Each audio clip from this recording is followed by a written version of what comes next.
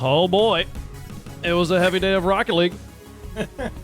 What a show it was, and we're about to have another show. It was Carball, folks. Welcome everybody to COLE&STUMPY. This is an RLCS post show with WavePunk and Achieves. Let's switch on over. How do I fade the scenes here? Let's just do it this way. There we go. There we are. That'll work. We're pretty people, having a good time. I'm excited. How you doing, man? I'm doing great. You know, it's always good to watch some car soccer. I've missed a little bit of EU. I didn't get to watch Open 1, so I was glad to get a chance to see Open 2. I kind of missed Open 1 as well, so this was a good refresher. I've been trying to catch up in the VODs, like during the week, go back and watch like a match a day and see how it was going. But yeah, this was the first time like sitting and watching it live, catching all the teams, seeing how strong they are, seeing how good Army Corps and Vitality are. This was an amazing match to get to watch, which we will get to cover a little bit later on today. But for anyone who's tuning in and going, what is this show about? Well, this is just a quick post show where we walk through all the matches. If you didn't catch a match today, we're here for you. We watched it. We're going to kind of go game by game, moment by moment. We might skip games in here and there if it's boring, if we feel like these moments aren't important. But try to give you like the overall story of how the match went down, and hopefully get you guys kind of caught up on how things went. So, do you have, Mr. Achieves, do you have a tab open with the bracket? Ooh, with a bracket, I do actually. Would you believe it? Yeah, because maybe we show that first. Show everybody how the day went here. Wait, there we go. There we go. That? Beautiful. Well, that's not the bracket. There's the. Oh wait, that's Open 1. No. Yeah, go Open 2, and then you'll scroll all the way down, all the way down, all the way down. There it is. Go. So here's where we did today. We did 4 matches today. Yes, 4 matches indeed. And you see a send and start point there behind his head. That was the first match of the day. And then we had GK eSports or GK eSports. We discussed there's no way to spell G without it looking like G. GI? I don't know. Would you? Yeah, I still feel like I would say G, right? Or G, right? Yeah. It's weird. GK eSports there in 100%. They went to game 6 on that one. And we had all game 6s and 7s today. Very, very close series down the board. Yeah, overall, I mean, I was quite pleasantly surprised with some of these teams that I didn't know what I was going to get out of. You know, there's a lot of potential for some of those newer names, and, you know, you get to see some of the old guard go out there and put up a strong fight like they always do, you know? So. Absolutely. Well, maybe we jump into the first match of the day here. Get people caught up. But the first match of the day was Ascend versus Start Point. So these two lesser known teams, or teams that if you don't watch a lot of RLCS, you definitely won't recognize these names. You might recognize some of the players, especially on Start Point. We had a Chronic and Matane, players we've seen around EU RLCS a lot. But other than that, pretty much everybody on the pitch, new faces, rookies, Ascend. Nico, Matt, and Juk, they're all going to be new players making it to the bracket for the first time after beating Gentlemates yesterday. Huge upset everybody was talking about, and they were taking on Matane Chronic with the newcomer Eugen. And there was, I feel like there's a pretty clear story here that involves veterans versus rookies and how the experience of being in RLCS in the past versus the experience of being on the main stage for the first time here really kind of highlights how well you do in these moments. So, the first one here, Jeeves. Yeah, I think I'm with you about that. Also, welcome to Dazrin and all of his viewers jumping on in. Thank you for the raid, buddy. Hey, what's up, Daz viewers? Hope you guys enjoyed the show over there. But yeah, this first one versus Ascend and Start Point, I mean, I'm with you because I didn't know a whole lot about like Ascend, you know, at all. It's like, who the heck are those guys? No idea. Yeah. But I know Matane from Galaxy Racer when I did the team stream. You know, obviously we've seen a Chronic on a bunch of top level teams. So the big thing is what are we gonna get? And you know, we got to see a whole bunch of stuff. But game 1 for Ascend, boy, this was whole sloppy nonsense. I wasn't sure what was happening here. But 234, it's a poor clear transition, and it's like, guys, we gotta score it. Thank you, Matt. Way to put us away. So it's like, it just puts Eugen in a really bad spot here, and that's not the ideal scenario. You know, Eugen's the new kid on the block here for Chronic and Matane. You know, if there's any area of the game where he's not going to be fleshed out, it's going to be defense. That's always the big spot that, you know, you see a lot of new people really take time to adjust because, you know, these guys are good. They play, 2v2 at a 2200 plus MMR rating. They can play 3v3, whatever. But, there's ranked and there's the pros, right? Yeah. And Eugen, I'm sure he's great defensively, but it takes time. It's like watching college football players go to the NFL, Yeah, and it's just the pressure of offense is very much in Rocket League right now about mechanics and about quick reaction times and aggressiveness, and the new players generally are good at that. That's the thing they understand. Like, just fly at the ball, we'll figure it out later. And Eugen is going to show you a lot of that here in this matchup. Defense is generally about thinking, right? Which, not that any of these players don't know how to do it. They obviously have the mechanics to it. It's just having the wherewithal in the moment to know where you're supposed to be. And if you make a small decision to RLCS, you make mistakes that lead to goals. So here you can see Eugen back as the third man. His teammates get beat. He's kind of just he's just slightly out of position. I think he's playing off of he's playing aggressive. He's playing off of Matane and Chronic's touches there, expecting them to make some plays. Yeah, where is it? Right here? Yeah. So you can see Eugen right there in the back, or here, maybe if I draw it like that, because he's going to float this way, which is not ideal, because, we see Matane's line, right? And we want Matane. Matane's thinking, look, anything off the backboard is good, right? That's the idea. And Eugen just, overcommits a little bit too far, so it's okay. It happens. It does. And this was just the first of many. Yeah, the first of a whole series. Absolutely crazy. Yeah. The funniest thing, this happens at 2:34. Nothing happens for forever. Yeah.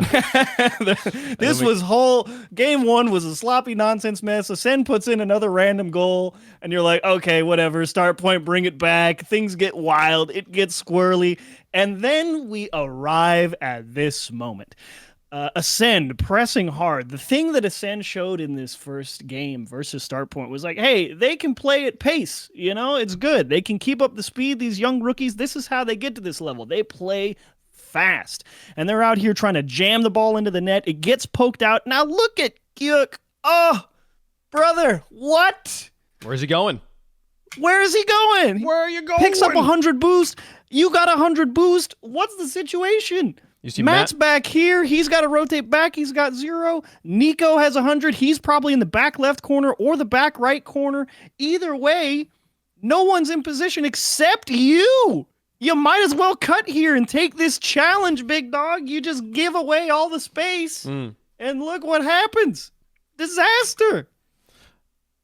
Yeah, you can see how far back Nico was there. And then double demo leads to an equalizer here. And this is one of those moments, I mean, Ascend do go on to win this game. So this is not a particularly bad, like, they don't get punished for this moment. But a decision, I think that, like, if this decision scenario happened at like 2:50 on the clock, Jux probably quickly turns in, not overthinks it, right? Doesn't have a problem with it, but because it's late in the game, you're thinking, just don't lose, just don't get lose. To net. Yeah, just don't let it in.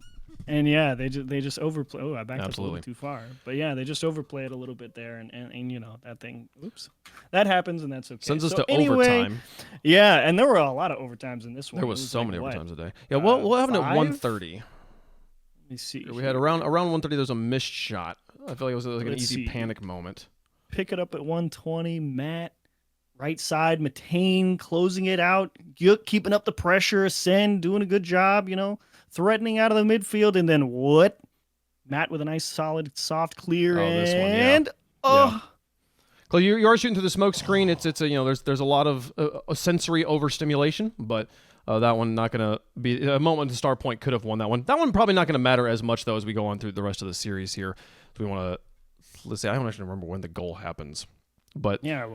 Ascend managed to finish this game off. Yeah, I just want to see that one transition one more time because I just want to see him. Could have.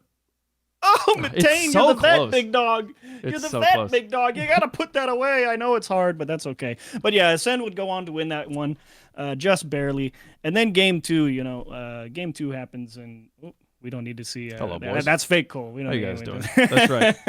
He's not on the show, folks. He's not. How do I move myself out of the way? The boost. That's game 4. Wow, I fast forwarded a lot. So the VOD bar gets more and more compact because it stays the same length the whole time, but the show gets longer. So small little motions there. Okay. All right. So 4:40 on the clock in game 2. Again, here's kind of this problem with rookies, Wave, and communication, right? Okay, he comes down with this, lands on it, and then immediately turns up the wall. Matt, you brought this up when we were watching it. You feel like Matt should call him off there. I feel like it's a real tight window that Matt has to be like thinking in advance. He has to be calling him off now. You know? Yeah. Like, but the nice part is you can see it right when it zooms out here. Look at all this space right here. No one's up. No one's challenging this ball off the wall. You know, no one's here on the sidewall or anything like that. There is time. You know, you can see all of this from Matt's perspective. And this is kind of one of those moments where, you know, you see top level teams, this is automatic. Yeah. You know, yeah. They see that touch and Matt says, I got it. I got 100 boost. You've got 30. You go get small pads. I'll readjust. I'll reposition. Right. And teams just do that without thinking, you know, Vitality, KC, you know, that echelon of team just gets this done and dusted. No question. And it does lead to a goal here, right? Or is it? Or am I making that up? I'm not sure if it kind of. Yeah. Yeah. At least it's like triple. the pressure keeps building.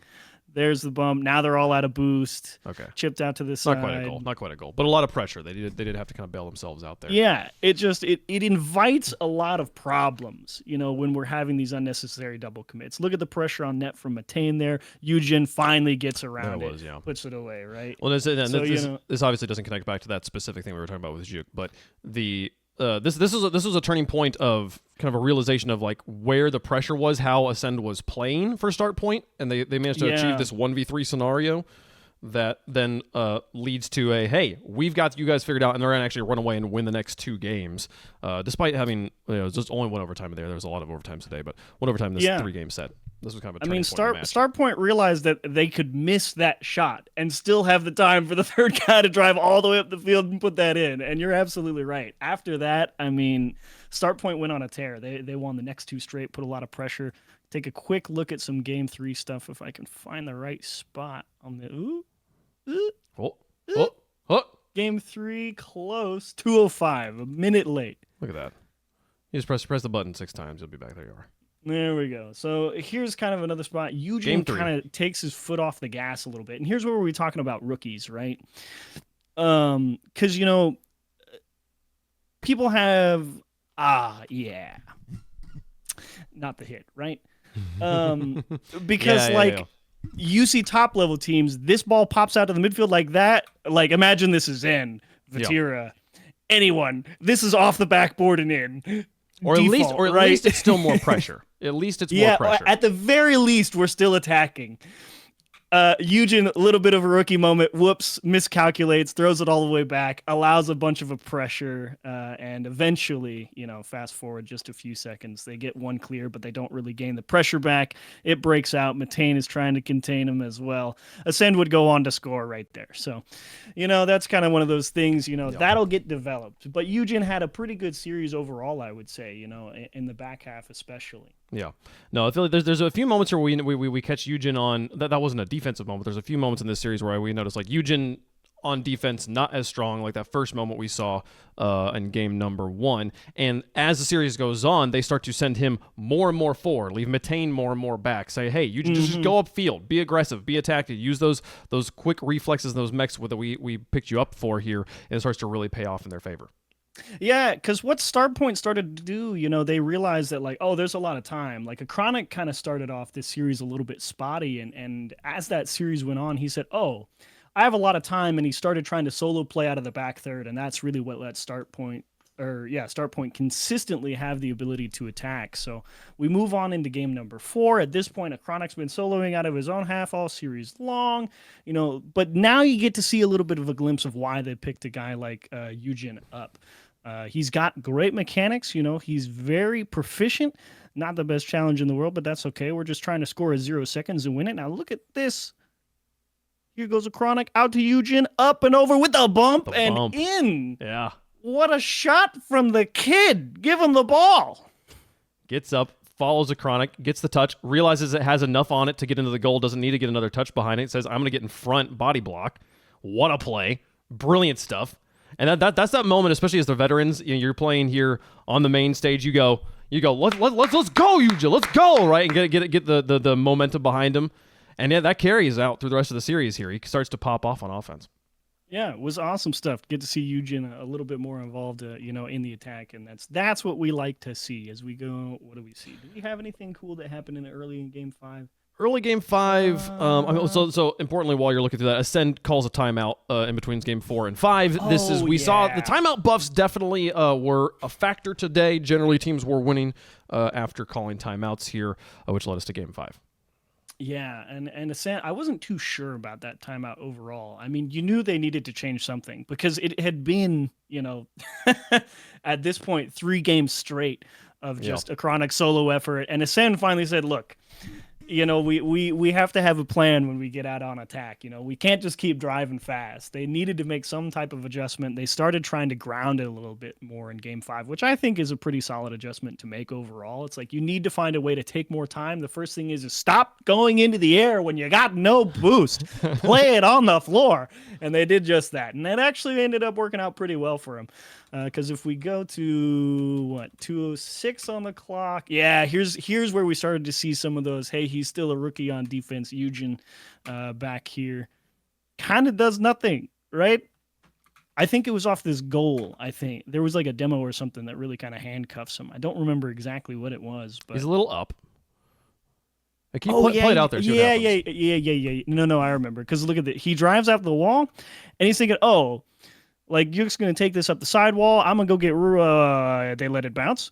And now he's just driving around, sits around in no man's land, doesn't go back to net, doesn't defend a pass, kind of just jumps for the sake of jumping. He kind of shackles a Chronic to the back wall there. It really handcuffs a Chronic. Yeah, because a Chronic, that's what it was. A Chronic thought he was going to challenge instantly. Yeah. Like, that's why a Chronic turns up the back wall here. Because you can see a Chronic go up the back wall. He's thinking, Eugen's going to jump. He's going to push this ball up towards the backboard, and I'm going to be right there, and we're going to clear it out. We're going to go this way. Yeah. Right? That's the idea. Yeah. And Eugen just waits. Because he thinks a Chronic is behind him and is going to do something. Right? And that's kind of one of those, okay, with a little bit of time, they figure that out. It gets ironed out, and it's okay. Rookie moment on defense. That's all right. But that's the whole point, right? Rookies and veteran composure. It was a tight series, believe it or not. Game 5 goes all the way down. 1 goal. And then look at the veterans go here. This was incredible. I was like, there's just no way, because we were sitting there like, I mean, the veterans, they're just so icy, right? And then watch Matane up against Matt, 0 seconds. Like, I mean, just tackle him, right? I mean, it's easy for me to say. Just tackle a professional Rocket League player. Just tackle it. Still, like, what ice in his veins here? Joe's up for the block. Jook's coming in as well. He's reacting instead of attacking, and we're in overtime. It's crazy. Yeah. Crazy stuff. I mean, Starpoint consistently, they gave up a lot of first goals in that series, but they always found a way to equalize almost immediately. Wild stuff. Two things quickly. Starpoint. First, Zeusy, thank you so much for the subscription. Also, is anybody in chat, do you hear Achieves twice? Because I've realized there was a moment there where Discord kind of bugged out, and I was able to hear you cleanly through Audio Ninja, I think. I genuinely don't know where this sound is coming from. So I am getting you twice somehow. It's probably Video Ninja, yeah. Yeah, but like how? Like it's not a source. Like they'll have you open as like a window somewhere. It's gone now. Yeah, like it just comes and goes. So I don't know what it is. It's as long as it's not bothering anyone there, it's fine. We'll let the ghost be in the system and we'll figure it out for tomorrow. But Game 5, here's another moment. Eugen on defense, goes for a challenge. That's okay. Chronic rotating back. Big clear incoming. Says, look, my team needs time. Matane has 0 boost. Oh, here comes a 50. And Eugen just says, gets caught. You know, really couldn't quite figure this one out. He threw that smoke screen. Didn't have his eyes middle. Wasn't sure where this pass could potentially go. Kind of just drives into no man's land and gets cooked. It sort of feels like even just like, I don't know if this, maybe this is, tell me what you think about this. Like just stopping there. Just stopping here like posting up near post. Yeah, like it's 20. Just wait right here. Hindsight's 2020. It's easy for us to say he should sit there, right? But it's this reflex you have in panic moments where you're in overtime. Go. Like I've got to, don't stop moving. If I stop moving, then I look silly. Those little moments get away from them. So again, 2 overtimes that we've seen here, where like a buzzer beater sort of situation to get them to overtime, where Ascend won the overtime, right? So the start point forces OT twice. Ascend wins the overtimes, which you think would like maybe start to kind of put a damper on the series for them. But my goodness, it does go to another Ascend overtime here in Game 6, which forces a Game 7. Crazy stuff that we go back and forth, but we do finally get to start to see some good Eugen solo efforts in Game 7. I think also in the Game 6 here, if I'm reading our notes correctly. So this was a whirlwind of making notes fast. Oh, man, Gyuk, that's Woo! There he goes. Yep, there's one. Look at Gyuk here. Picks up 100 up on the backboard. Should be easy. Woo! And Matt says, what? Yeah. What? And he just gets clobbered by Matane. Look how fast Eugen gets up for that, though, as well. Like, yeah, immediately. So I'm like, bam. oh, he missed? All right. Bang. Right side. Easy peasy. The team will get stuff. the bump. So, yeah, good follow through. Nice assertive approach. So he's clearly got the offensive chops. You know, the hesitation is not there on the attack. It's just the defense that needs a little bit of refining from him. That'll come with time. No sweat. Looking forward to seeing more of Eugen. Start point would find, or Ascend, would find the equalizer, as you said. And once again, Wave, the veteran composure. Yeah. Oh, man. It was good. Matane here. Look at this stop. catch up on the wall. No pressure. Breaks him out. Easy peasy. Pass to Gyuk. What a name, by the way. Gyuk. Is it Juk? I don't know. If you know, I think they were saying Juk on the main broadcast, which sounds kind of fun. Either way. Yeah, big stops. Great big stuff. Stops. They do stop. They do get the win. Let's go to Game 7. Let's go to Game 7. Game 7 here. We got 3 more series to talk about after this one. Zeusy, we are probably gonna we're gonna try and do this as often as we can, but after North America, it's probably not gonna happen most times. And I'm actually gonna be on the European broadcast here in 3 weeks. So. Oh yeah, Eugen won that race. We do hope to be able to do it more. So Game 7. This was a back. We honestly could have just talked about Game 7 here, for this entire series, because this was a wonderful back and forth. That ultimately comes down to this game. You won 3, you lost 3. Someone's got to eventually win. Yeah. And Eugen just won a big race and a beauty of a dish out to the middle. Nice job. You love to see, look at how aggressive he is out of the midfield here. Bang, beats Nico. Bang, look at the pop off the wall. Such a quick recovery. So fast, yeah. Ugh. Beautiful. That's why they pick them up. That's why you grab the rookie kids, you know, because they've got that stuff in them. Us people who are, you know, late 20s, they're like, what? That's too good. And they do really, and I think what really, as you're kind of looking through these other clips, these other moments we highlighted, is this really was Ascend. I think being 3 rookies really kind of hitting them here in Game 7 is there was basically no offense from them that they didn't earn, or like no earned offense. They scored on mistakes.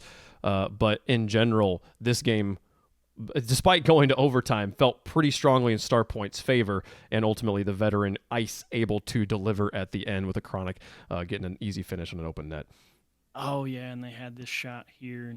Matt couldn't, yeah. Oh, Nico's got to be in, big dog. You're down 2 with 3 minutes to play. But, yeah. Yeah, again. That comes with time, and it happens, you know. Oh yeah, there was that moment 052, and again it goes back to that pressure, right? Like you get down under a minute, you know, it's tied, Game 7. These are high pressure situations, and you know Matane and a Chronic, you know, they've kind of been through that a few times. So watch Eugen kind of not step on the gas here and let him out of the cage a little bit. A Chronic wins a big 50, Matane off the wall, the bump's coming through, and Eugen bails. Yeah. Doesn't commit to it. It's like you could have won the game right there. It's literally a risk-averse play where like it's the right thing to go, but it feels so scary when you see both your teammates in front of you. Yeah. It's 54 seconds left in Game 7. You're tied up. If you make a mistake, the game is over, right? And so instead of going, you lean back. And you give them the opportunity to try and come back here. They don't get punished in this situation. We do go to overtime. They do survive all the way to OT, but it did let them out of the cage, and boy was it scary. Yeah. You see, we could. I feel like show the overtime winner. Might as well if you didn't watch the series and it goes to Game 7 overtime, we got to show you how it ends. There's good. Bonk. Yay! We can Open net a little bit. Open net. Pop, double commit, down and under, off the bar. Ascend just panicking, saying, please, someone save us. You go up to like the shot that goes off the crossbar before that. You have 2 players from start point up here. And I think that you have the defense diving to try and cover both shots, kind of a target-rich environment. So like here, like 2 players up. You have the one faking over the top of it. You see it? Oh yeah. I mean, anything could happen there. Yeah, but it's so that's like the just a defenders are product just kind of like hurling their cars at the ball, saying like, "Let's Yeah. just get this out of the way," right? And it leaves it open for a chronic. So not open net, a manufactured open net, and a great play there from start point with the upset. Everybody had Ascend winning that one, especially after coming off them beating Gentlemates yesterday. So Start Point able to get the upset over Ascend and advance to tomorrow. Yeah, and overall, I mean, gotta say, well played. Not 100%. Sorry, they're the next game. Well played, Ascend and Start Point. You know, Eugen, there's definitely a lot of promise there to develop nicely. Matane and a Chronic. I mean, you found a good guy to go with, and if you're Ascend, hey, you made a top 8. Yeah, and I mean, it felt scrappy for you guys, but top 8 in Europe. That's no easy task. So well done. You found a big win over Gentlemates as well. So way to go, man. I mean, that's we've seen in North America. Teams like Snowmen, they'll make one top 8. And we're like, oh, maybe, you know. And the thing is making that first top 8's the first step to get into your second top 8, right? It's the first step to get into your first top 4. It's not easy to do it your first time around, especially because the nerves, especially going to Game 7 overtime. Like, my goodness, it's so hard to win with that sort of pressure. So, well done to them. They are paving the way for them to have great success in the future. And you look at the Snowmen now; they're they're a genuine contender in North America. So, yeah, okay, and. Now we get into this Geek 100% match. You're talking about scrappy play. Chat. This is the series for you guys. We're not. Let's show them like the 0-second play. Yeah, here in game number 1. Yeah. If you like scrappy weird Rocket League, go watch the entirety of game 1 between 100% and Geek. Wow. We're not going to show you the whole thing. Wow. But my goodness, there was some funny moments. For how much like GK needs like this like event to go well for them, like amazed that they were not, on the same page together. Yeah. This was a big get right event for them. They got a nice finish at Worlds, bounced out in open number 1. They make a top 8 in open number 2. A top 4 makes them feel very solid and concrete. And this game 1 was all over the place. So if you want to go watch some madness, this one is for sure it. But a big series from Lewis P and the boys over on 100% as you'll see this series play out. But look at this, sub 1 minute, 100%'s got to equalize. Absolute nightmare here for GK, excuse me. So all starts out, the pressure building for 100% here. Archie finds a little seam to break him out. Excellent. We love to see it. Rezi picks it up smoothly off the backboard. Okay. Looking, observing. Okay. Everyone whiffs. Oli misses. Demo. The bump comes through. Oli saves it. Lewis P saves it. Archie can't figure it out. What? What? Rewind and show it in slow-mo. Can you slow it down? Click the cog down there. Put it in the half. Bruh. Like, we gotta chill, GK. Like, this rotate back should never be this hectic. Joyo has 100 boost. Oli has, 60 boost. Archie's gonna go pick up 100 boost in that corner. It's all gonna be okay. And they all just panic on this. Oli jumps early. Acro fakes out Archie. That leaves Joyo alone. He gets demoed. Now it's panic time. Oli finds the only touch he can get. Crazy Lewis save, P honestly. should score this. Yeah. And Oli makes a great save. Heck of a credit to him. Archie is like, how do I not have any time to rotate back yet? He picks up 12 boost. He's trying to get it out and can't do it. And all of GK in what feels like should have been a pretty easy turnoff. Just end up conceding. And also, what after the initial bad rotation should have been an easy goal for 100%. I genuinely thought for the first time since season 7, maybe 8, we were going to have a ball die halfway in the goal at 0 seconds. Like we were going to end without it going to OT. That was going to be crazy. It was almost there. But they did go to overtime. And I do think GK ended up winning. They do end up winning. So they started off strong, even though it was a little bit sketchy. But Game 2, there was just to move on a little bit because like you said, there's 4 series. GK in here. We'll show the quick goal real quick, just to see it go in. Like, look, Oli strips the ball, pick 6. Congrats, big dog. Good for you. Big win. Yeah, Game 2. There was the series for me really was about Lewis P. So we can show you kind of how Game 1 went. That was scrappy. So Game 2, there was also around 37 seconds left. There was some crazy defense, which I mean. You can maybe do some drawing for us, show us how it works. Those of you enjoying the content in chat, I appreciate you guys being here. We would love to do more of this type of content in the future. We'll see how it works out. But you guys showing up and showing support, it's motivation. So appreciate you, Jay Freezy. Haiku. Whoa. I got to remember what happened here. Hang on. Okay, there's Oli double committing with Archie. Okay. Oh, is this... Gosh, man, Archie's just out there in no man's land. Oli's in the net, bro. What? Okay. This is an absolute nightmare. Remember when we showed you the last one where it was an absolute nightmare? This one's even worse. This time, 0 boost, limited boost, limited boost. Like, this is less than ideal, about to go to overtime. So, Acro just kicks it. Archie says, all right, Joy, you got 100, you take this 50. You know, all things will be well in our world. It's okay. So Rezi chips it. Joyo chips it. Why is Oli right here? What does he think is about to happen? Like, what? Like, just watch like, he's back. He's here, right? All he has to do is go down and turn and just wait. Yeah, that's all he has to do. We don't overthink it. It's okay. So he cuts it really sharp, and that puts him directly in the line of Archie, who now has no clean lines back to net because he realized Oli cut, and he's like, I guess I'm saving the net. And Oli has no idea where these two players are because of how he rotated. Like, since he rotated so sharp, and he's looking at the ball over here, he turns and like, sees these guys. He's known for like 40 frames. So, and it's like, oh boy, and he's just late. Just completely dusted, and Archie hasn't had time to make it back. And Joyo's like, "What? Why is my net open?" You know, there's definitely some defensive things on both sides to clean up. But I do think that GK did make it a little bit easy for 100% on this one, and I think it's allowing an equalizer too to force OT. I mean, in such a simple spot. You know, all he's got to do, Joyo just has to force 150, and Oli has to come out of net and take the next 50, right? And the process would rinse and repeat. But that's just a weird defensive miscue for GK. You know, you feel like that should be automatic.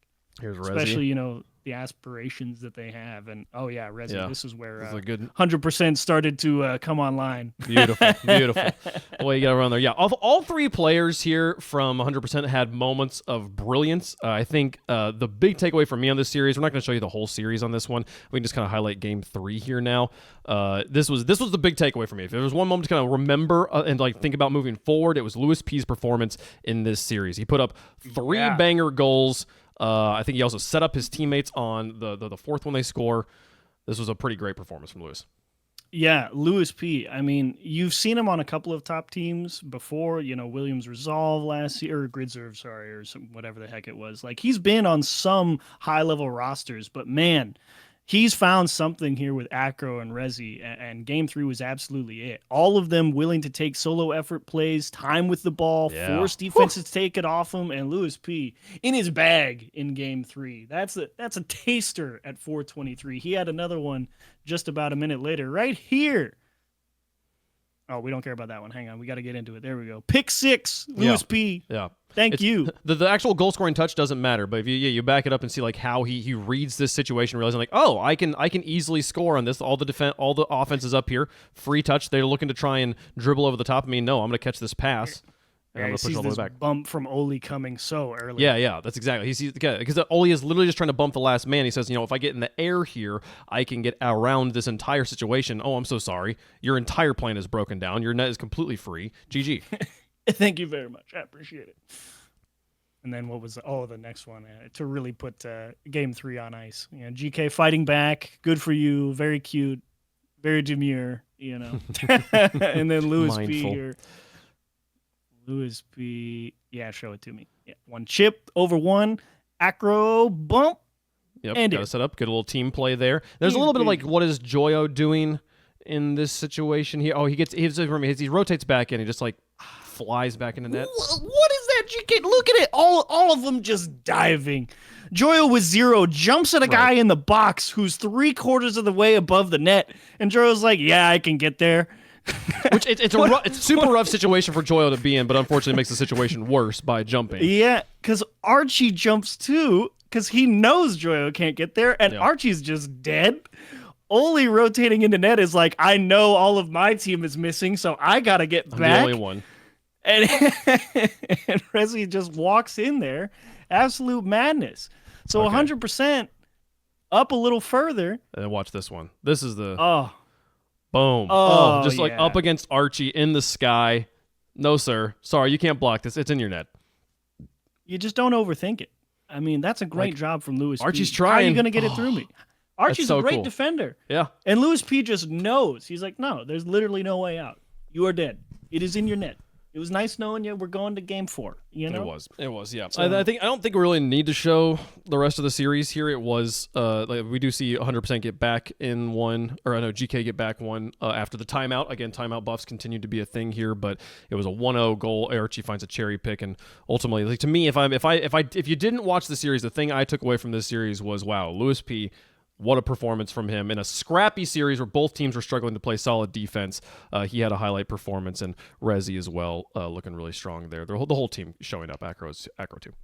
Yeah, this was the last time GK did something really, and all it is a transition goal, you know. And if GK as a roster, this is the only goal that they're finding. Not that 100% is bad, you know, but you'd think for a player, you know, Archie, Joyo, Oli, there'd be a little more offensive firepower. They get this ball out on transition here. Great touch from Joyo, to be fair. Great touch and a great shot.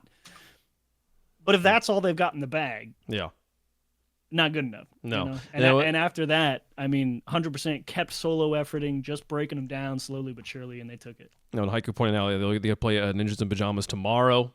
Getting a win over GK here, good stuff. Get a win over Nip tomorrow, you're really, really popping off. That'd be what a highlight series that would be for Lewis and the boys there. So a good performance, 100% gonna be taking them down and moving on in the bracket to the games we were all really excited about. I said Jesus in chat saying I have no idea who anyone in these RLCS is these days. There's a lot of new players in those first 2 matches. A lot of people that if you don't watch a lot, you haven't seen. These ones you'll be a little bit more familiar with. 2-time world champion at Monkey Moon. Exotic reigning world champ as well, on the team with Zen, taking on the Blue Wall.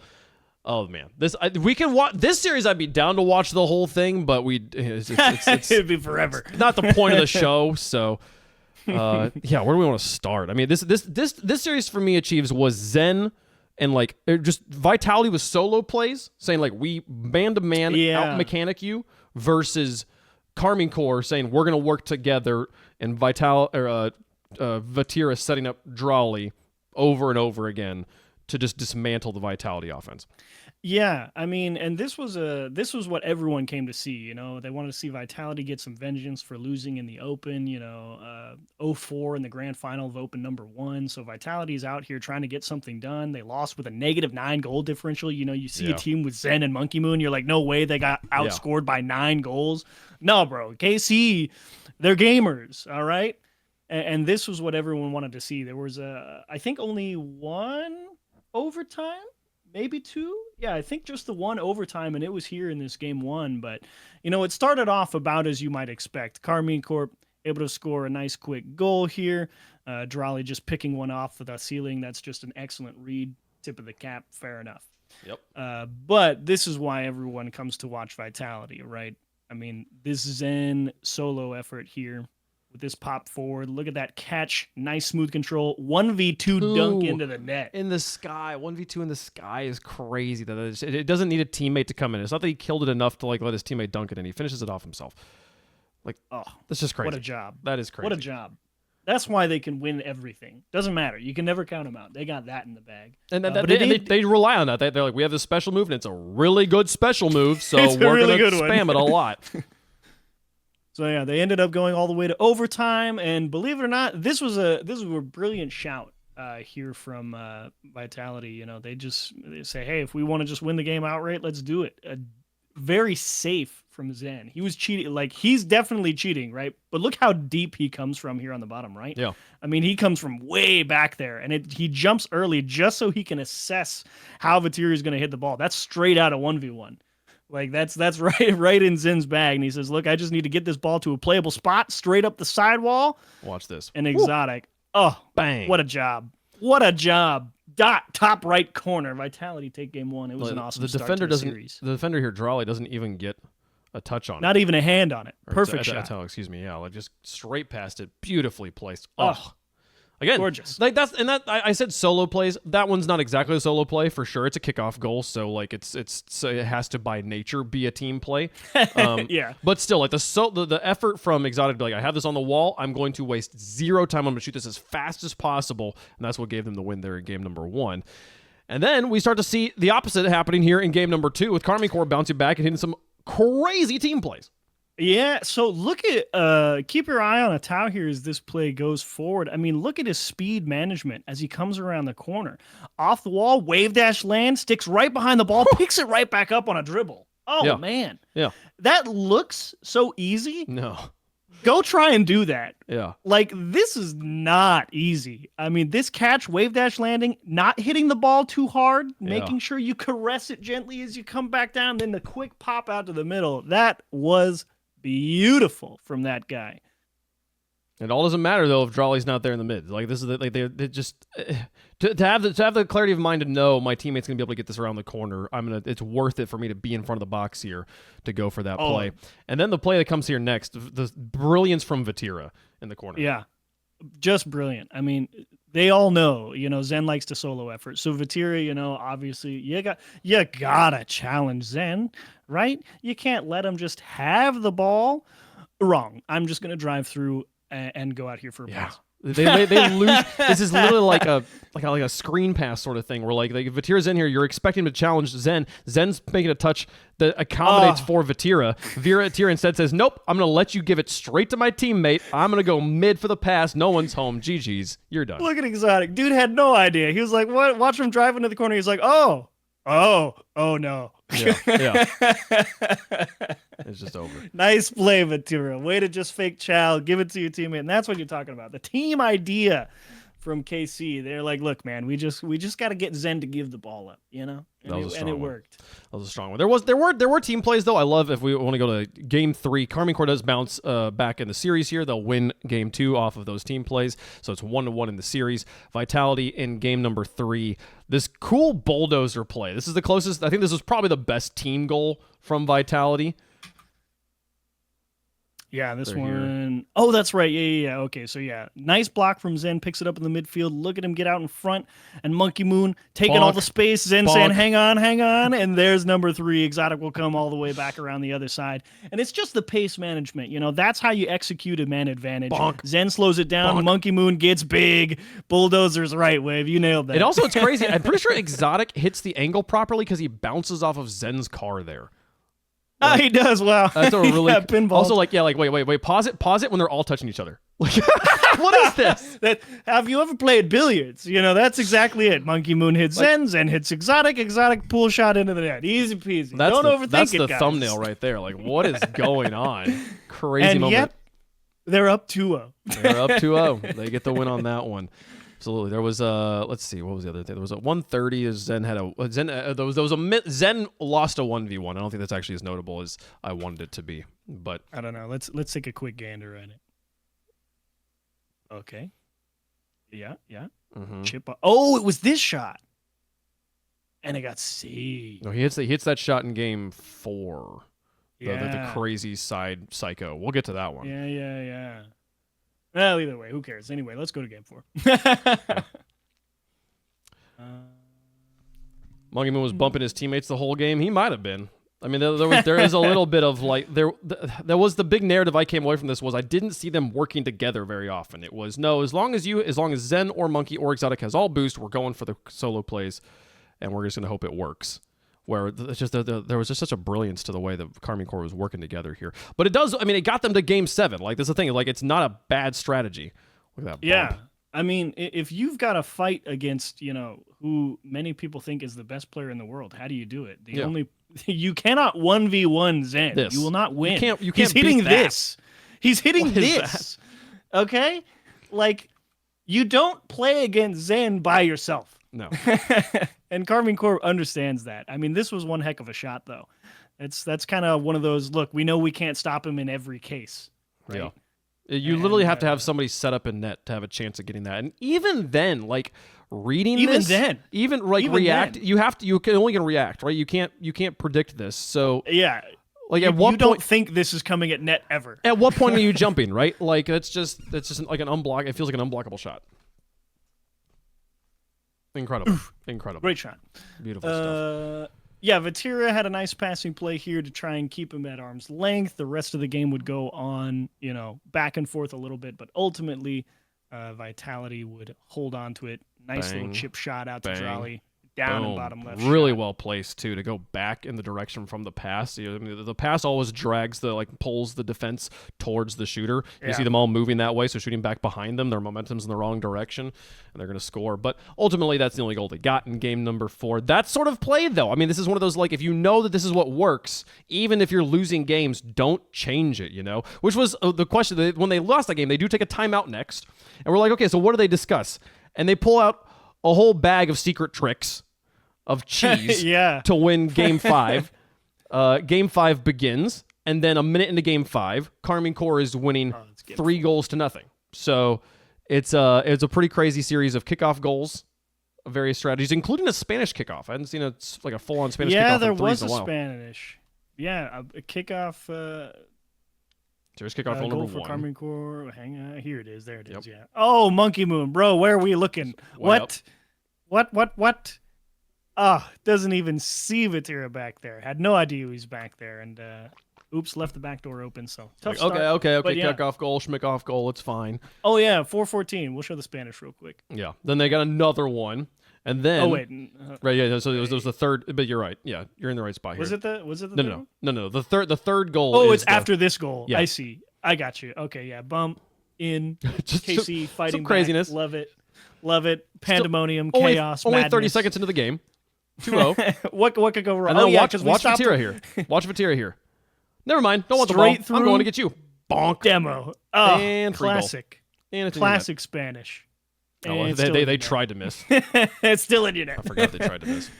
Yeah, we stopped watching Game 5 at this point. 3-0 up at 4 minutes and 17 with those 3 guys on Karmine Corp. Yeah, I don't care how good you are. You're not going to win. They're going to turtle up. Zen, you can try all you like, but you're going to have to go through multiple people. It's not going to happen. Yeah. So they went to Game 6. Game 6, and we're going to see some more. Drawley to Vatira to Drawley. That just it is the recipe. I mean, Zeus is saying there he's so creative on offense. It's not, and it's not. He's not creative on how he scores. He's creative on how he makes the goal happen. Because a lot of times he's not the one scoring. He does be the one scoring here at 337, but it's still the team plays bait the solo players out, get them around. There was also some just vitality kind of throwage in this match.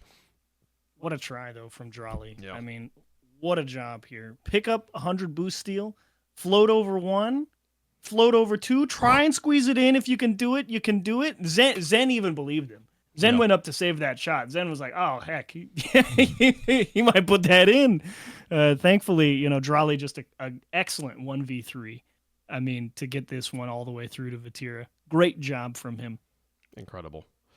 And it's funny because I'm so used to seeing Drawley be, this super straight line, take the touch back from his own half, go the whole way in the air with one really strong touch and put the pressure on. Here's that little bit of evolution, this is the delicate balancing act. He's developing that surgeon's touch. Love to see that. And developing a repertoire of items he can pull from instead of being known as I'm going to do this one thing, which makes him predictable. Now when they see him with control, with space, with boost, they go, well, okay, I'm just going to have to react, which slows the defense down. You freeze the defense when you have more than one thing that they know you can do with it. And what's really interesting to me in this series is Game 5 was a 4-1 for Karmine Corp. Game 6, a 4-1 for Karmine Corp. 2 completely different 4-1s. One, a bunch of kickoff cheese that works and gets them just back into the series, kind of bounces back after Vitality won a few games straight. And then Game 6 here, we actually see the passing plays that start things off, and then a bit of kind of a defensive collapse here as we see some exotic doubles, we see some Vitality defense. They literally let them back into the series. Double commit. Yeah, I think Monkey Moon just kind of sent it there because they're down 2, and he just wants to score and give himself some time to try and find an equalizer, and he just loses the 50 in the worst way, and that's kind of how Game 6 ends up being 4-1, right? Go back to 2 minutes. What was it? 2 minutes. Go back to 2 minutes. I think that was. Yeah, let's see it. Show it to me. Tape. 209. Okay. Chip. Zen. Beat. Monkey. Oh, the whiff. That's right. Yeah, no, and I think it was a bit of a. Was there a double before this? No. It was just a defensive clap. This wasn't a double commit at all. This was just one kind of a bad touch, and then a beat, and then a whiff, and then a whiff. Right. Yeah, which that's a tilting experience to have in a series this close against a team this good, to give them that free of a goal that should never be a goal. Like that starts to tilt you, and then you do start to find yourself in a situation where you're like, we have to double, we have to panic, we have to just Monkey Man just has to throw the ball down the field to hope they get something. And it's just a frustrating situation to be in. Yeah, and it all just collapsed like a flan in a cupboard. Yeah, it's your Carmine course. So, but none of that matters. All the way to Game 7. None of it matters without Game 7. Game 7's all that matters in a series like this, and the fact that it goes the whole distance is crazy. Into 5 minutes of overtime. If you watch one game today, go back and rewatch this one. Game 7 was the heat. You got the best from both teams. It was awesome. Like the funny thing is, like, you can sit there and watch this game for all the glory that it is. We'll show you the highlights. We're going to skip the first 2.5 minutes. It was excellent back and forth. But here's the first real chance that Carmine Corps had to get themselves out of a jam here in Game 7. Here's a tight spot for Vitality. 2 people in the net. Monkey Moon misses. And look at Zen just effortlessly take a couple of 50s. Exotic gets beat. Zen still by himself. Look at him just buy all the time in the world. Works out of a jam in a tight spot. I mean, that's easy to mess up for Vitality there and just get bulldozed. Yeah, and just so many have players in front of people him. run at you. Yeah, and now you look at it like, oh, the ball's going to the other side of the field where there's teammates who have full boost. We can finally work out of this. We can get away. Yeah. This doesn't immediately turn into a goal, but it was a good breakaway. But then Vatir on a pick 6, the other way. Nice job. Recognizes, okay, which is this is I feel like this is a trap that can easily happen. You get trapped on offense or on defense for so long. You finally break out. You're excited, and maybe just a bit overreach. Yeah, nice job from Vatir as well. Just saying, look, man, I got to take a 50. If I get a good goal, I get a good goal, and voila, it does. And I love this. Carmine Corp, another kickoff goal. Vitality. Drop the ball here big time. I mean, Zen wins it cleanly. You think you should be in good shape?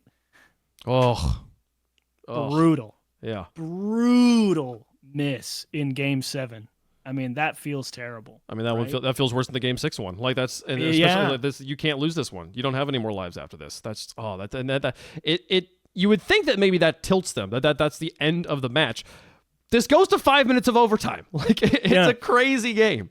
You know what makes elite teams elite, Wave? Being able to win when you're tilted. Being able to win when you're not playing your best. Look at the rally. Look at Vitality get one right back on the kickoff. Zen to himself, solo effort, drollies up early, double flip reset, pulls all the defenders out, finds the demo. Exotic fuck. Just walks in, bro. Crazy. Double flip reset, and they're all just like, also, I don't know. Rewind. How does Zen get bumped into this? I think he gets bumped into the demo, which is probably how he gets.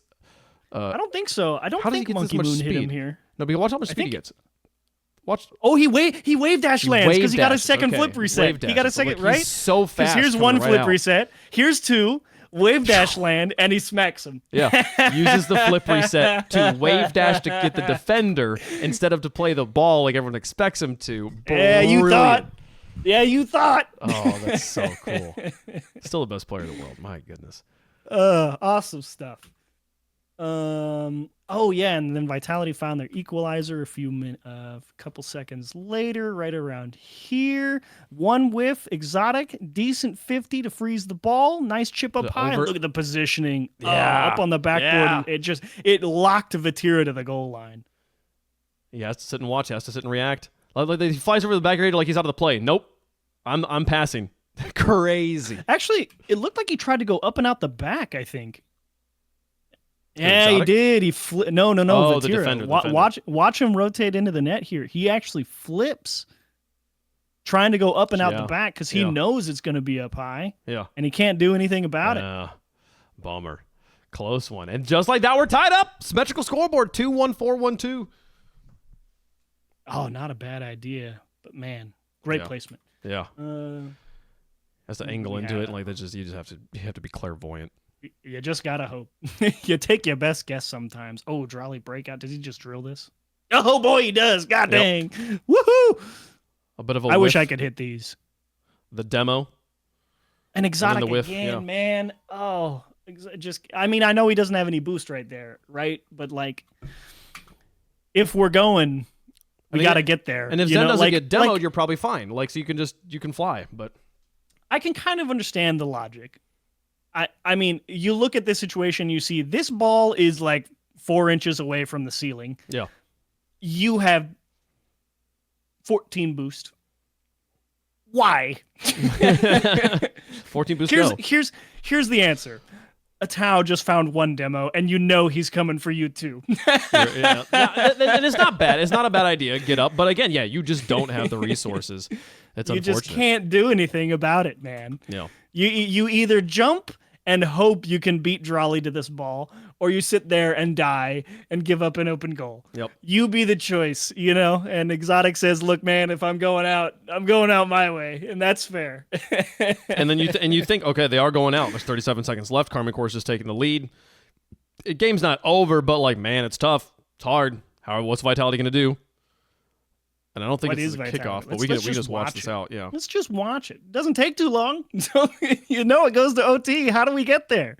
Another solid kickoff where Zen wins the right midfield boost.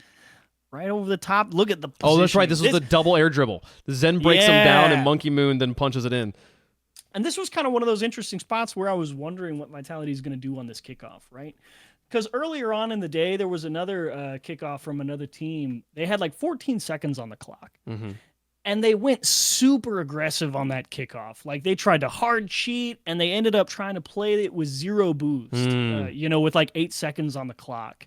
And it's like, you know, I feel like with that much time, 14 seconds doesn't sound like a lot of time, right? Wait, it was Vitality in Game 3. We skipped over. Was it? The triple, let's see it real quick. Yeah. Where is it? This was we were curious, like, are they going to go for a kickoff strat? That's Game 4. Game 2, split the difference. There we go. Game 3, 14 seconds. And 14 seconds. Right, because Karmic Core score. Yeah. So are they going for a kickoff strat or not here? Because you got to go for a kickoff strat here, right? And I remember we were talking about it, and I was like, what does Karmic Core do? And here, I actually thought the kickoff was going to be fairly conservative. The reason being, look, there's 14 seconds on the clock. You're at least going to get one possession. Mm-hmm. At least. Mm-hmm. Doesn't matter how the game works out unless you completely mess it up. You're getting one possession. So with only 14 seconds on the clock, what's the best thing you could do? And to my mind, the best plan was get everybody with boost. We're going to need 100 boost. We're going to need something in the tank to make something happen at 0 seconds. But watch how aggressive Karmic Core takes this Game 3 kickoff. I mean, they really try and press it super hard. They go for the wedge. Yeah. They go for the 2 wedge to try and cushion this 50 in the midfield, and they want Drolly to solo play it, you know, with however much boost he ends up with. And it just completely falls apart. Yeah, they get the midfield, but Exotic's just going to waste all the time off the clock. He's going to say, come take it off me. And you see, once it gets down to 6-5-4, now how are they going to score? They've got Vatira with 72, but he's locked in the corner. Drolly's rotating all the way back to their own half with 4 seconds on the clock. 4 seconds left. You don't have time to go back. You're going to need everyone here to try and break down these people. And Drolly even turns around because he knows he can't make it. Yeah. And, you know, he split the difference. Yeah. He didn't make it back anyway. So how does... So it's like... So then we look at the kickoff from... Yeah, in Game Vitality. 7... Yeah, like how does Vitality with 23 seconds left on the clock? And look how conservative this guy. This is a kickoff's like 30. I gotta back it up to get out of here. Spoilers. Almost. Okay. No. This is the goal. The goal's already happened. This is the goal. Oh, okay.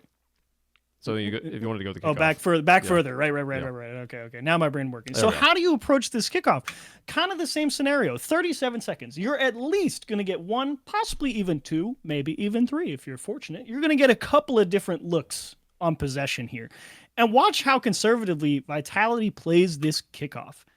I mean, brilliant idea. Standard, for one, but look how they plan it. Monkey Moon wins it out to the right. What's the plan? Push out to the open space. Zen takes here. The other guy has taken back left boost for orange side. So they end up with 2 people with 100 boost. Monkey Moon's going to cut out, and he's going to pick up 100. Vitality sets themselves up for success with this very conservative kickoff. Because they don't care about the kickoff. They care about setting themselves up for future prospects, right? Yeah. And that's the right approach as far as I'm concerned. With that much time on the clock, even 14 seconds, the big thing, you need to get people with boost in the tank. You won't be able to score without it. And Vitality, a super conservative kickoff, pays huge dividends. Because now they're all set. Zen picks it up on a solo effort. Monkey Moon's just camped out there on the right side. Says, look, the attack's coming right back at you. You've all just wasted your time trying to block out Zen. Exotic has a tap in. Yeah. It's very so simple. Cool. It's so cool. I wish I wanted to see where I think Monkey Moon maybe got their corner boost there, which maybe even further strains him. Because where does he get his boost? He might have just picked up pads. I'm pretty sure he was on. Yeah, because he was the one on kickoff. So where did he go? Let's take a look. Yeah, he scores. Nice shot, Drawley. Very cool. Yeah, that's the replay. Okay, so Monkey Moon goes there. I think he beats him to the corner boost, which strands them even further. He could take mid left. But mid left's up. Watch. Yeah. Oh, he did take their corner. Sneaky. Yeah. That's great. That's tricky. So Monkey Moon went for this kickoff, pushed it out to the right, and beelined to their back right corner. Which you can see, it's him versus Vatira here, because Idol's over there, and Drawley already has full boost. So the only person who's looking for that corner boost is Vatira. Yeah, so Monkey Moon's got the momentum. Yeah, he's already the right direction. Forward. Yeah. Vatira's faced out towards the side. That's clever. Nice job, Monkey Moon. Way to win a big race there. What a play. And yeah, that gives them the opportunity here to go for one air dribble into a second air dribble, and now against us, look at the boost tanks up in the top left there. I mean, Adel has just picked up some, but he's going to be out of position. He's trying to come back in time. Doesn't matter. Tie ball game. And we're only halfway through the game. Yeah. You got a whole other game to go. There's a ton of overtime. We'll look at some of the highlights. Oh, boy. And you thought for sure this was going to be the end of it. Karmine Corp get a big attack right at the start of OT. You think, well, it was a good run. Look at that dish to a towel. Boosh! Right in the net. I missed it. Oh, here we go. Bang! Oh, wait, we missed it. Oh, come on. You thought for sure that was going to be it. Right? Yeah. So not quite enough to get it done there for KC. Fast forward to 2 minutes. There was some big stops here as well on defense to extend it. You don't get this deep into overtime without some defense.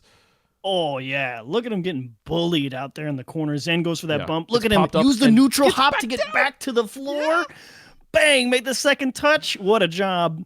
Great follow through from KC on defense. Drawley kicks it out. Ball out to Zen. And look at Vatira. He knew Zen was over there. He was diving to get that in case it came right at his net. Atao makes another big save. Great defensive sequence from Karmine Corp to break themselves out of a jam. Awesome stuff. Yeah. And then a few seconds. Yeah. Oh, there was a Zavadi fake challenge here you really liked on defense. Let's see here. Chip down. Bink. Bink. Oh my gosh, this is madness. So this takes you've got to have some guts to go for this fake challenge. In Game 7 overtime, too. Because here's the situation, right? Vatira sees this punt. He knows Exotic's jumping, right? So Vatira's like, well, I guess I got to go cut it off, somewhere up there, right? Very, very understandable. And dude pulls off it because he realizes Exotic is not going to get there on the way up. Does he? Yeah, because he can see. He's out of boost, though. But he also knows but think of it this way. If he touches this, if he continues, he gets it straight off the ceiling, straight back down. Yeah. And Exotic is what's waiting there? Exotic is playing his touch. Here, right? He sees exactly. Exotic is playing his touch. At the very least, Exotic's playing a 50 or he's gonna, he's gonna miss and go land and try and kill somebody at the very least. So he's taking this line. Vitality's coming this way. Any touch off the ceiling is bad. He doesn't have the boost to hit it forward and win the game. The only choice left is to hope Exotic indeed cannot make it to this ball and doesn't just win the game right here and now. And he lets it go because it's off target. Yeah. He doesn't care if it gets over him. He doesn't have to block it. And he Yeah. processes all that super, super fast. Or he ran out of boost. One or the other. Or he ran out of boost. I don't care. Either way. It's cool, though. It's a really cool, really crazy situation. But turning off the ball, right? Yeah. Because, like, if he's expecting a 50, what are you going to do? Just let him through? Crazy. Yeah. Absolute madness to just try and... Because you want to at least take the 50. You don't just want to let Exotic maybe double tap you into oblivion. Yeah. Right? Yeah. So, Vatira, gangster fake chow, or couldn't reach it and it worked out. But one way or the other, I was a big fan of that. That was a great moment. And then it keeps the overtime going. Oh, yeah, It goes all the way to 4:30. There's a Monkey Moon whiff that I put down the notes. Let's see, 421, nice. There's Monkey Moon. That's that not one? it. It was much more egregious than that. That one? No. I remember looking at it and we were just like, huh? Oh, it's right here, where it's a completely free ball. Just straight whiffs it. It's crazy that we just kind of watched 3. I mean, maybe one of those, the middle one might not Well, have been his mistake, the other 2, he's going for challenges. Like Yeah. he knows he's stretching, and his team is expecting that. Yeah. What his team is not expecting is a completely this one where he's completely uncontested unpressured. pickup. Yeah. Completely unpressured. Exotic's thinking, cool, man. I'm going to go get this back right boost. We're chilling. Monkey Moon's going to go, oh, my God. And Zen's thinking, yo, I want mid left. This is bad. Yeah. There's nobody there. That's bad. And they still make it back just in time. Look at how much... It's the hesitation. It's the fact that Drawley doesn't have boost, and the fact that they hesitate and decide that Vatira calls him off on it, that gives just a split-second time for Zen to get back and defend. Yeah. But it allows so much initiative for Karmine Corp. That's one mistake. And Vitality's just backed up into their own half. Monkey Moon does a great job to break them out, but they can't quite get past that midfield line. The demo comes through, the flip reset, the bump, Exotic chips, Vatira keeps it in. Those little are shimmy so shake, crazy. stutter step in the So air. crazy. Bump, here comes the Tau. Bang! Left side. Karmine Corp close it out. And that all comes from Monkey Moon just not picking up the ball in his own half completely for free. Allows the initiative. KC convert. Vitality loses twice in a row. Vadi on offense, though. This is a classic example we were talking about earlier of like he's creative on offense, but not in like, I'm going to find a way to score. He's like, I just need you to not be in the way anymore. My teammates can get this. Like, such a brilliant go up, go down, go under, get a bump. And like Monkey Moon's like, I got 2 defenders in front of me. Why am I touching the ball? Guys, why is it me next? What? What? Yeah, Dude, my goodness. Vati went to work there in the box for sure. That was a big play. And, Great. You can see frustration. Great series. If you haven't... Watch Monkey Moon insta turn his cam off. He's out. He's unhappy about the results. If you missed today's series, Game 7, Karmine Corp Vitality. I mean, you could have picked it out yourself. We're not telling you anything you couldn't have discerned on your own if you're a Rocket League fan. But that is definitely the game to go watch. It was incredible, back and forth. Which leaves us with one other series on the day, which, I mean, everything kind of feels a little deflating after watching that one. It's like, man, you got to follow up. That was your opening act, was Karmine Corp Vitality, and now, like, Ninjas in Pajamas and Dignitas got to close out the show. This one, how'd you feel about the series? So, dig Ninjas in Pajamas. I mean, again, since I missed European Open 1, I don't know a whole lot, but I do know I was excited to see Ninjas in Pajamas. Like, I really enjoyed Itachi and Nas at the FIFA E World Cup. Like, it was awesome to see them out there battling for Morocco. Felt like they really found, some type of connection for themselves there. Yeah. And I wanted to see them play more, right? And, of course, they also had an excellent run through the Swiss stage. 3-0, 9-1. Only dropping 1 game to JJ Rock. So they were clearly on a tear, right? Dignitas, apparently Jack Jorius and Stizzy. I've wanted to see more of Stizzy. I know people have been kind of big on him if you know Stizzy, but like I don't know him super well, right? Obviously I know Jack and Jorius, so I was kind of like, cool, man. New kid on the block who's got some rep with some established vets. Kind of similar to I mean, I know Stizzy's not a new kid on the block, but same idea, right? Yeah, very similar rosters. I feel like these rosters occupy similar spaces in my mind in the Rocket League ecosystem. So I was excited to just see, hey man, Ninjas in Pajamas, the real upstart kids who were saying, yeah, you're all washed old men. let us come take your spots. You Yeah. know, is kind of how I felt about that. Yeah. Which leads us, this also, I think, an important note here, 8 straight top 8 finishes for Joreus. He's not seen top 4 in the last 8 times he's made it to the bracket. So playing here on Dignitas, there's that monkey on your back you want to shake off. They do. I mean, we already showed you the bracket. Dignitas does win this one. They advance. In my mind, this was the Appjack show for kind of the beginning of the series. We saw a lot of good goals from Appjack. We saw a few mistakes as well, but in general, like, the scoring was Appjack willing his team across the goal line. And then at the very end here, Game 6 was the Stizzy show. Yeah, the end of the series, Stizzy definitely can. I think everybody on Dignitas really started to come online in that Game 6 especially, but you're not kidding. I think Appjack pulled him through in some big moments, you know, throughout this whole series. But to start it off, Game 1, Ninjas in Pajamas end up winning this 3-1. Dignitas on the board early. You know, Joreus just picks one off. Very cool. Oski, I think, completely surprised by that. He was like, oh, geez. I don't know how I'm going to say this. Nas, that's not a good hit. We thought we were going forward. We're not. It's coming back. They would start off well for Dignitas. It was a good moment there. I mean, this game, we saw the Ninjas in Pajamas then bouncing back again. It was a 3-1. So there was this 1-2 punch that Nip pulled up to equalize. Oh, you touching off the backboard. There's a solid clear. Oh, there's one. Oh. And there's two. Yeah. It's the push on Joreus into the net. You can't defend high. You can't defend low. Nice bit of shooting and pressure from Ninjas. It was fast there. 130 kilometers per hour on that shot too. And he clocked it. Oof. Squared that up too, right off. Oh, the this corner. was. I forgot about this. The beginning of this series, there was the battle of best own goal of the day. We did have. Oh my gosh, there sure was. 144 here. Where is that? 144. Okay. This one might be. Actually, I don't know which one's. Chat. Let us know if you think which one you think is better. If you think Joreus puts up the better own goal here. Ugh, oh boy, rough. That one's. I mean, rough. that's one heck of an angle. To be fair, I mean, yeah, because he's not just gonna let he knows Nas can score that. Dude teamed with him. He knows he's that guy. Yeah. So Joreus, understandably, gets up to take that one away.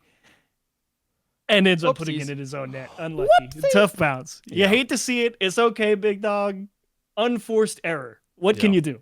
There was another goal after that one. Ninja Pajamas do secure game number 1. Game number 2, we see the Appjack play. The first goal was Appjack just launching it. Just like a great recognition. Gets the long-range artillery out here and is able to say, like, oh, the defense is out of position. Bop. And a bit of a miss from Oski. He's I think you give him that in a training pack, he's got it, right? Yeah, no question. But it's full a little speed. Yeah, just in the moment, at the moment of competition, just hard to replicate. Tough one for sure. We fast forward a little bit. 2:30 on the clock or so.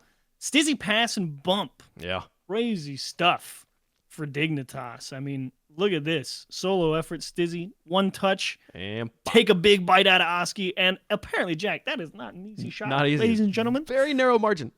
A dude's just a shooter, all right? Yeah. And he would show it throughout this whole series. Great bit of placement there. Incredible stuff there. Okay, but maybe my favorite goal of the day. Yeah.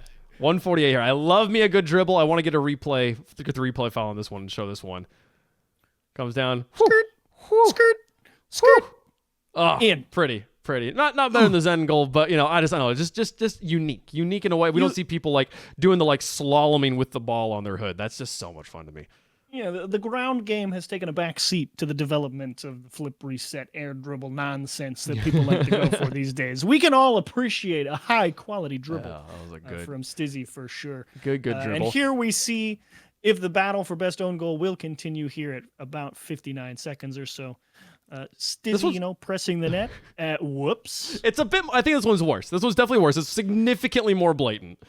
Objectively worse. Yeah. I mean, absolute disaster class. But the other one is a go-ahead goal, so like that makes it bad. But and this one is the nail in the coffin. Like. Not sure which one hurts more internally. You know. Yeah. Because with yours, they still had a chance to come back, but with this one, it's like, we're probably done now. Well, that is a bad one to allow, So Dignitas end up winning game number 2.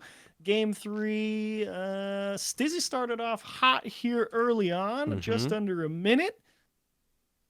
Stizzy, fake chow, catch, Air dribble through another. Nasty pop off the wall. Look at Abjack jam it in. Joreus should get this one back in the middle with a little help from Itachi. Bing! Top of the net. Oski is like it's admittedly understandable, but he is very lost in goal here. He's going in. He's like, where am I going? Do I'm looking? Yeah. He's facing the wrong direction. Like he did not anticipate this ball popping off Itachi here. Yeah. He thought either Itachi is winning this and it's going up the field, or Joreus is hitting this off the corner and I'm just going to pick up a nice easy ball. Honestly, I feel like a lot of times for players, like when they're rotating into goal, they feel like if they overshoot and they realize I need to be back here, they always kind of do this like loop around. Instead of just reversing, it feels so sluggish to reverse. It feels like such a waste of time, but it can sometimes just be like, just genuinely take the complete kill in inertia, back up, and you'll be ready to jump up and block like in the spot you want to be. What's the old saying in golf? You know, if you just hit a really bad shot off the tee and you're out there in the weeds, you just got to take your medicine, chip the ball 5 yards, get it back in the fairway, and move on. Yeah, like sacrifice the momentum for the position. The position is more important in that moment. You're in goal anyways. Yeah. Take your medicine and reset. Yeah. Either way, though, close call there for Dignitas. What was this? I don't remember what close call for Dignitas was. Flip reset, bump. Oh, that's right. Right off the bar. Again, to the smoke. We've seen a few smoke screen goals here, like smoke screen crossbar bounces. That was another one. We see we had it was it was Apjack being a little too tight here. Just getting beat. You can break this one down on the replay. This one's pretty. Yeah, this pretty one was concrete. His team is upfield. You can see Stizzy and Joreus there, and then it's Jack coming in, not realizing this pass. He thinks he has a direct tackle on Oski or on Itachi instead, but the pass is there, and now look at all three players are in this big line: Stizzy, Jack, and Joreus. So there's a straight shot down the middle is a free goal. Yeah, just apparently Jack needs to get a hand on it because Joreus hasn't had time to get back. Because if we remember, we back it up here. You can see him right there. Right there on the right side briefly. He was with zero boost. Anyway, he was in goal stuck there right before the shot happened. Rotate out. So Apjack not really containing there in the midfield as is proper. And they would end up conceding, and that would lead to that leads to Jack. Jack immediately rebounds. Oh, that's right. But 35 seconds left. A minute or so later, apparently Jack with an absolute stunner because, man, as we said, dude's just a shooter. Oh, bang. Itachi tries. Really cool. I like Itachi. You watch Itachi kind of bounce it off the ceiling there, and then it falls down. Not going to be able to get it out of net, but too much power down. Still, I wish I could do that. Me too. My goodness. This will lead to a Ninjas in Pajamas timeout. Probably just trying to kind of let's. We were doing good. We got that first win. Now we've dropped 2.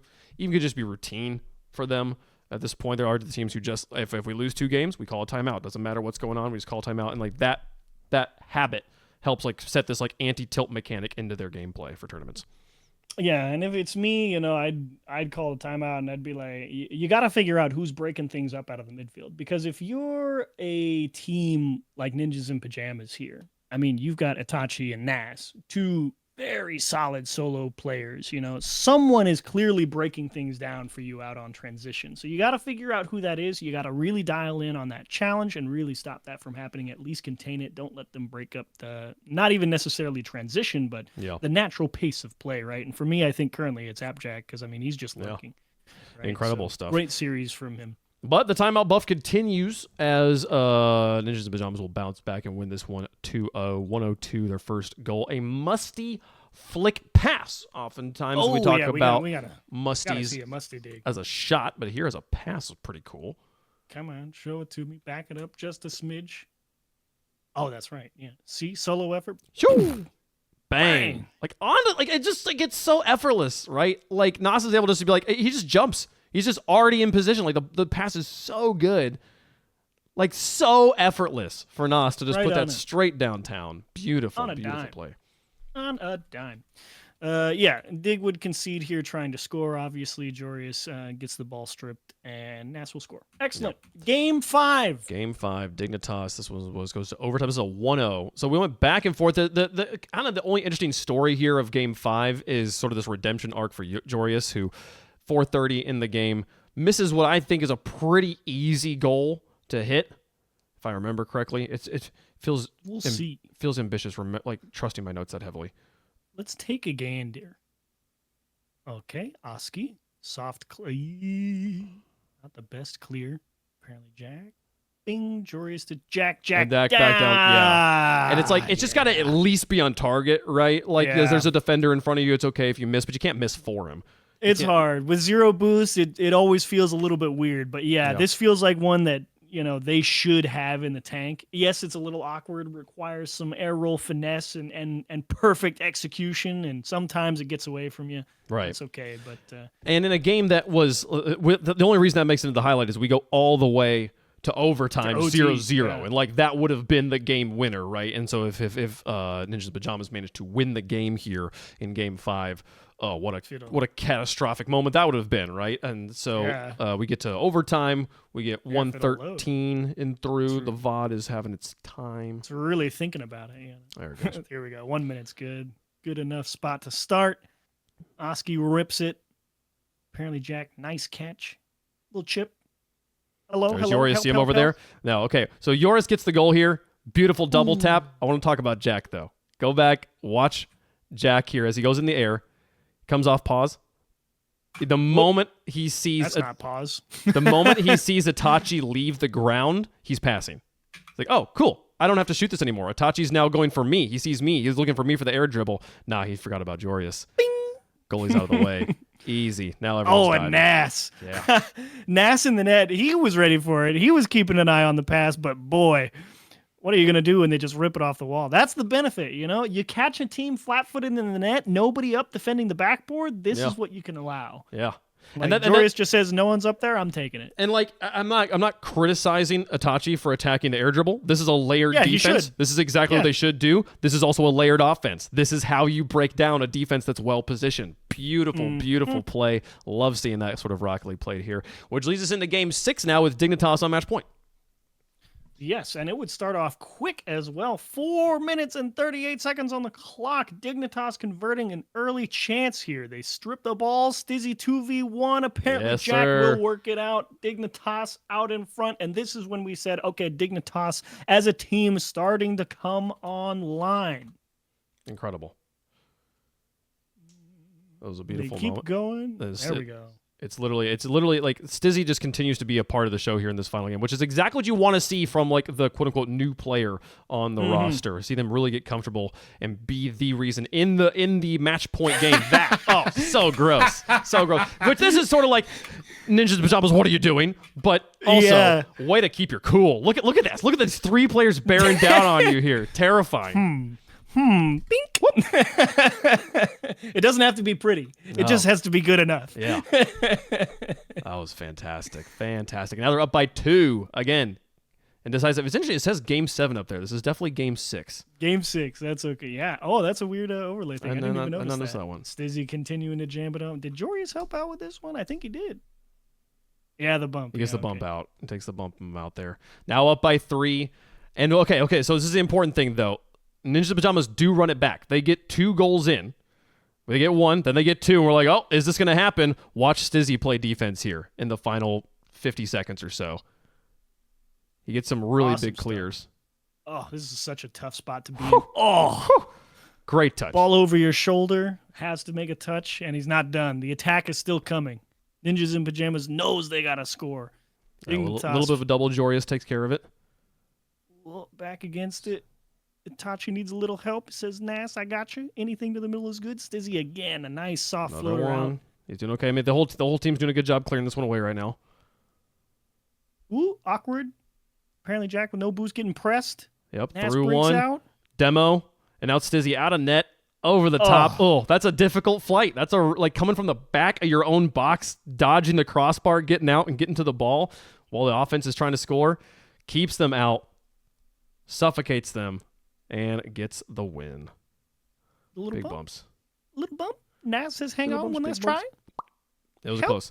There's part of me that's like, oh, are they going to do it? I was like, WavePunk, nope, we just watched this. We already know this. This is dead. Dead, done, and dusted. GG's. So Dignitas. I mean, this was Appjack and Stizzy, I mean, it was Ajorius managing to get the finish off there in Game 5 as well. It started off a little bit bumpy, but I like where things ended for us. So yeah, it worked out eventually. Yeah. It was well, hang on, should I? Yeah, there we go. We're That's fine. what Yeah, I was that was. expecting. I forgot I have to change the scenes myself now that we are done with the gameplay. But yeah, that leads us to tomorrow. 4 matches on the docket ready to go. This is the standings. I need the bracket, please. Thank you very much. They will have Ninjas Pajamas versus 100%. We'll also have Team Vitality versus Start Point. Obviously, a Team Vitality favorite in that matchup. Start Point would be doing wonders to knock out a team that went to Game 7 overtime with Carmine Corp, and that very easily could have won that series. But Ninjas Pajamas versus 100%, I'm excited about that one. Yeah, that's my guy. Yeah, you got to see that one tomorrow. I mean, both the Ninjas and Pajamas, they showed there's something there. Obviously, they fell to Dignitas here, but that's the beauty of Rocket League, in a multi-day, style of format. You don't have the world's best day? Hey, you were in the upper bracket. Yeah.